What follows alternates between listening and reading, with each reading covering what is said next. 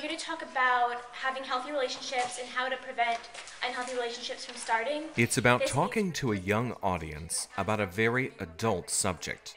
This is happening to us. This is happening to people in our community, to our friends, to everyone. Bullying, dating abuse, and even stalking. It's hard to be in high school, especially in the generation we're in. We have so many stereotypes that girls want to fit and that guys want to fit, and they're never ending, and I walk around school and can see it every single day. Hoping that our insight can help you guys in the future. The teen trainers in the Relationships and Decisions program know the statistics that approximately 1 in 3 high school and college students are involved in an abusive or violent relationship.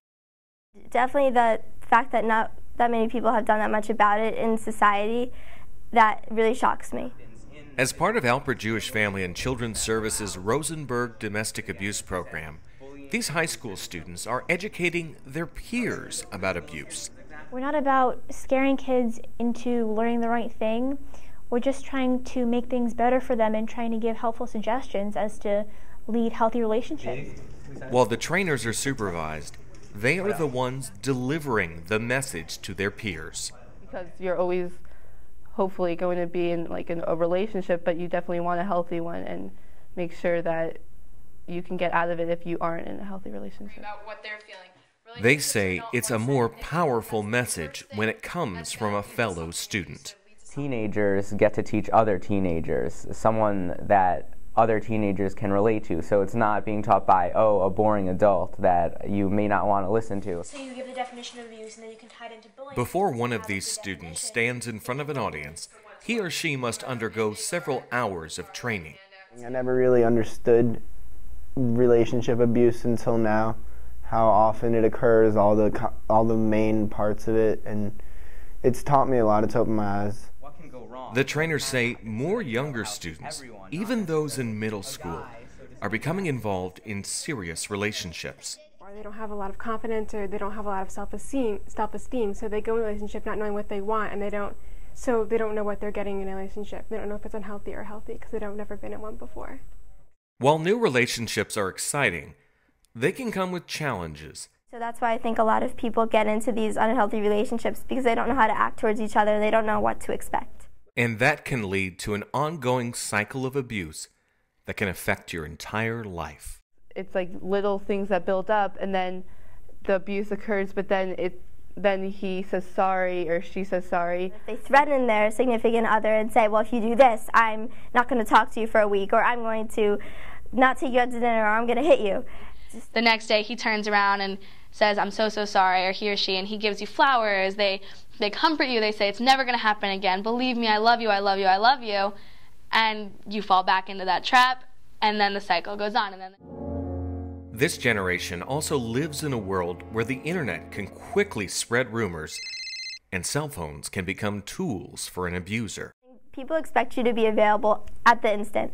And I feel like if you don't respond in a text message or on Facebook or anything, that people start to say, well, are you ignoring me?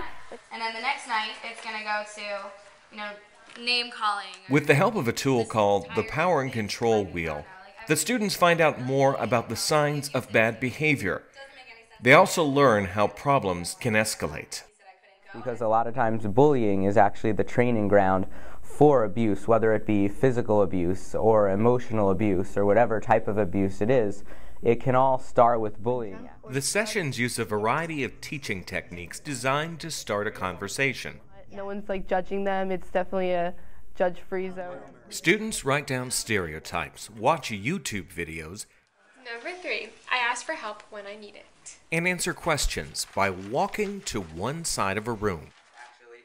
The program recently added male trainers. You don't expect a guy to be serious about this stuff. You don't expect a teenage boy to get up there and be like, stop being mean to your girlfriend. But I think it enhances the program so much. Reminding the audience that abuse doesn't just come from men. They flirt with guys, and then when you flirt with girls, they get all mad, and then emotional stuff. They like to mess with their minds. It's all designed to give these young people the confidence to say no. when someone is constantly negative to you or doesn't show you respect or doesn't talk to you or communicate or get back to you, those are signs that you're not getting the respect that you need and it's not a healthy relationship. We show kids, hey, you can be confident, you can have a self-esteem, and you can be safe. And I think that by building a strong self-esteem, you not only protect yourself, but you make it easier for others to be around you. That's how stereotypes are actually directly related. For most of the teens, this is their first time leading a group that may not know what to expect. Definitely a lot of the kids don't really want to participate at first, and after a while they're like, wow, this is really cool and I have a lot to say about it. So they definitely get more involved near the end. We accomplished something. We trained the people. We helped them in some way. It was really at that moment that I felt that I was making a huge difference. And it wasn't that we were just lecturing people, it's that they were listening and absorbing it and coming back to us. The teen trainers hope their program can spread to other communities, continuing to teach a new generation how to avoid a serious problem. A couple of kids said to me, I really enjoy that program. Even the funniest, silliest kids really take it seriously. And I think that shows how effective this program can be and how useful it is and how important it is to have something like this in the community.